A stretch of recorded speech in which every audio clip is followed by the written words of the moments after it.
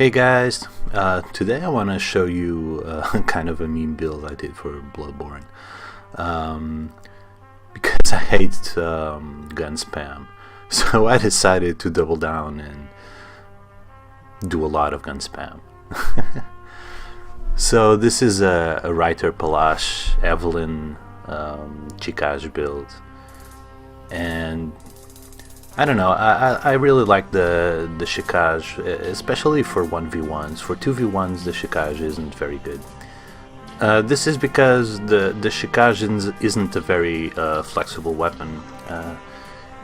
Most of its attacks are like medium speed. You can change up your pace like with other weapons, where you have like a fast mode on the weapon and then a slow one. Now I go for the Madara's Whistle, which scales with Bloodtinge, and this build has some investment in Bloodtinge. Nothing special. It's not doing a whole lot of damage. This is like a skill Bloodtinge build. I'm trying to pressure this dude, but I'm also out of stamina. But like I was saying, I think the Chikage is really good for 1v1s. Not so good for 2v1s or 3v1s. So I'm trying to go for turn and burns, using their momentum to get some damage in. Now I go for the charge attack on the untransformed Chikage, and I miss because the range of the Chikage is not very big. It's one of those weapons that I mean, you can do really good combos, and I'll show them a while later. Between the transformed and untransformed attacks, but not only doesn't change speeds a lot, it also doesn't have a lot of range. But the cool thing is in this build, oh, by the way, the Hunter's Axe, when it's transformed, it has some hyper armor, and the Hunter's Axe is one of the most common weapons in the game. Now this dude went for the bone marrow ash, so I'm giving him some room. But the cool thing about this build is that the Evelyn does some damage. It doesn't do a lot of damage. I don't have a huge investment in Bloodtinge. But when things get right, when things are right, you can do some damage, then go for the Evelyn and for the kill. So this was a nice one, and this gesture looks so bad in this game, man. A quiet resolve. Doesn't look so good on Bloodborne. Looks kind of goofy. And then I started playing differently with this build. I started using Bone Marrow Ash, which combos really well on this build. So the idea here is the same, is to use their aggression in order to get some hits, and then try to go for the kill. And a lot of times I go for the kill with the Bone Marrow Ash. You see me here charging the Bone Marrow Ash. And the host is smart, he heals up, but the Phantom doesn't. And the Bone Marrow Ash can do about 400 to 500 damage. And the Chikage is really good at this. Transformed attack into 2R1s, into outspacing the Blades of Mercy. And for this, the Chikage is a really good weapon. And here again, this is a kind of a 1v1. So go for the transform 2R1s, and then for the transform again. This is kind of a 1v1 because the other one is an NPC, and the NPCs are not very aggressive. And they don't parry spam a lot, so again, sometimes it's useful to do 2R1s against human players, not because they combo, but because they are stubborn, and sometimes they stick around. So this is the charge R2 on the transformed Chikage, which can do an amazing amount of damage. Even in a build like this that doesn't have a lot of Bloodtinge. And I stopped for a while because I was kind of amazed with the damage, and then I went for the Evelyn and cleaned up the kill. So now I want to show you other thing. Probably you've seen burritos, which is basically a parry into an R1 into the visceral. But then with this build, because I was using bone marrow ash, it's loaded now. So I'm just whittling down his health, then I go for the parry with the bone marrow ash, and then I go for the visceral. But I was thinking if I could combine the two. So again, I load up the bone marrow ash, I go for the R1 bait, and then I go for the parry, then I go for the R1, and then I go for the visceral. Let's see it again. I was really proud of this one. This is the bait, then I go for the parry, and then I go for the burrito. I call this the enchilada. And this will one-shot anyone. And now the other dude is also dead. So I like this one. This is a 3v1 situation, but at this time I didn't know where the other dudes were. And this is what the Chikage does really well, dancing around your opponents and doing damage. And this dude is a bit laggy, but I'm trying to put on the most damage I can.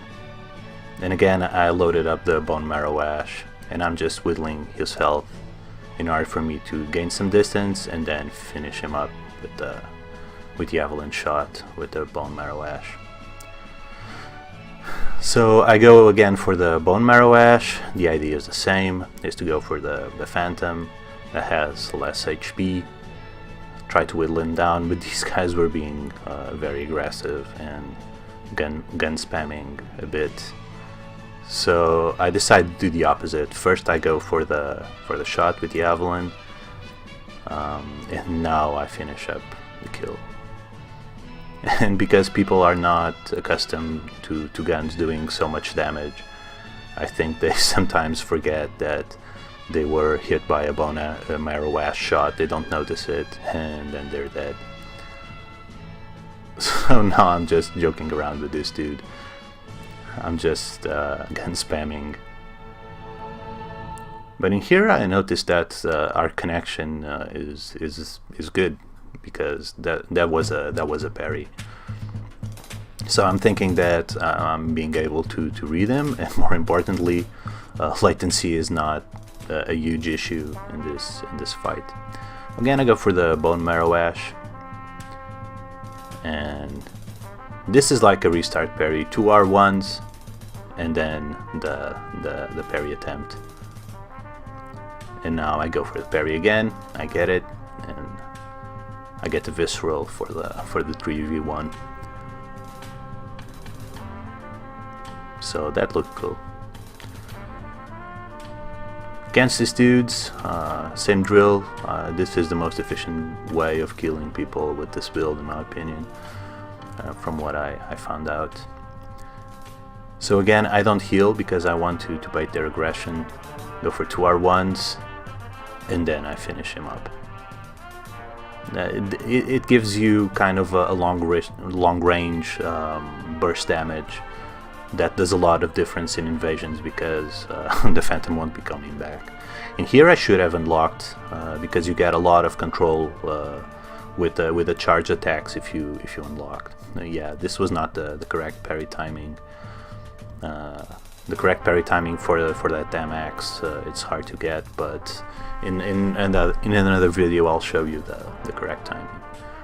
So this guy is spamming R1 like a boss and gets parried. I think this guy was just in panic mode. He was just spamming, so he gets parried again.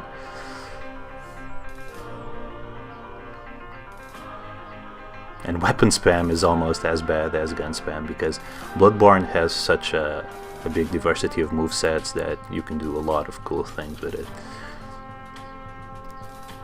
And this guy just goes for the...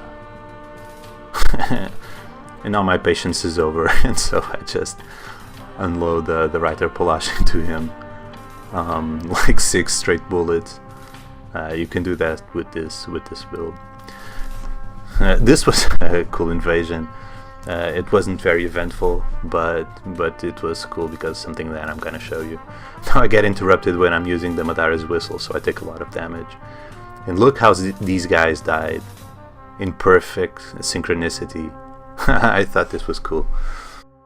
This was a cool invasion as well. I already killed the other dude, and now I'm going against this guy. And this guy was not a bad player. He got the parry there, but I think it was like a Hail Mary parry, then he backed off. So the Reiterpallasch isn't very good for doing a lot of damage, but it's good to do some damage because it's very fast. So the idea is just to get a couple R1s and then use the bone marrow ash. So I get the 2 R1s, and then one shot he gets staggered, and then I go for the bone marrow ash kill. So that's it, guys. Thanks a lot for watching. Hopefully I'll do another episode later on this week, like a short one just like this one. And now let's take a look at the build. So this is the build.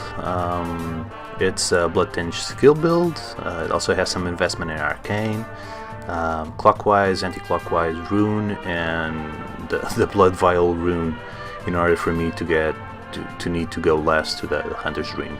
Reiterpallasch is at +9, Chikage at +10, and Evelyn at +10 as well. As for the gems, they are droplets found at the winter lanterns near the Orphan of Kos, and they give about 20 to 22% increase in physical damage. So that's it, nothing very too overpowered here.